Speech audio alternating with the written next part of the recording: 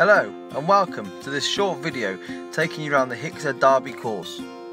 The Hickstead Derby is an annual event where families will come and watch horse and rider take on the prolific course.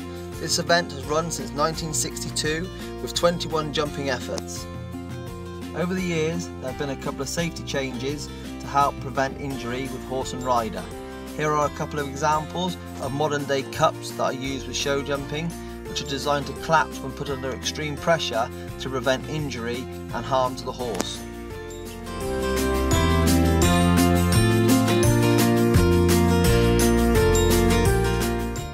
Now moving on to the course. As a rider, from the start, you're looking to keep your horse as calm and as relaxed as possible, listening to the aids that you're giving. As you come to fence 1 and 2, you're trying to keep on a nice rhythm and get the horse confident before it comes to its first bogey question at fence 3. Fence 3 is the first big question of the course, the double of water ditches. It's very big and very wide. But also, it's the position of the fence is right next to the grandstand where the horse's concentration can slip because of the noise. Once landing out of the double of ditches, you bear left-handed and then turn right to this vertical. It's very tall and no ground line. This is a fence that will fall down quite a lot in the course. After jumping over the gate, you then carry on down the course to the viaduct wall. The viaduct wall is a little bit of a breather fence before you make the turn to the privet hedge. The privet hedge is quite an unusual fence and horses sometimes find it very difficult to jump, and have been known to bank this by putting their hind legs into the hedge in between the poles. Once over the hedge, you then move on up to the sunken road. This is a little bit of a breather fence which gives you a little bit of time to get the horse's confidence back together and concentrating before you head towards the bank.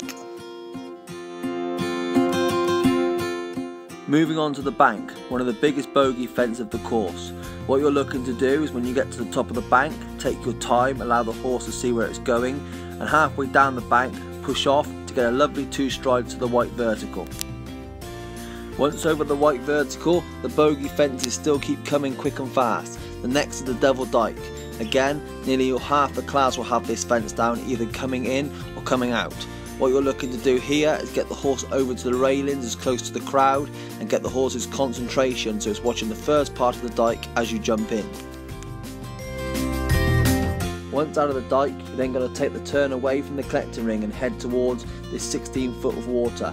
If you notice with this water, there is no normal hedge in front of it to give you a kick-off rail. It's just a little bit of white boarding, which again leaves it very, very open. You need to hit this at the right stride so the horse can open up and stretch for the back part of the water. After the water, you need obedience and rideability from your horse so you can get the canter back together, get the horse back on its hocks, ready to jump the derby rails. As a rider, if you jump the derby rails clear and you're clear to that point, if you weren't nervous till then, I'm sure you're starting to get nervous now. Then what you have to do is take the left hand turn to this open dry ditch with the black vertical behind it. Following on from the dry ditch, you then canter on down to the white palisades. This is a little bit more of an easier jump to jump off the course, a bit more of a normal show jumping fence. But what you have to do is obviously make sure the horse is still concentrating, because by this time they're going to start to be getting a little bit tired. After landing over the palisades, you take the left-handed turn to head back up the arena towards home to be confronted with the double of white gates, a vertical going in with a big wide oxer coming out. And now to the final fence. Hopefully you'll be clear to this point.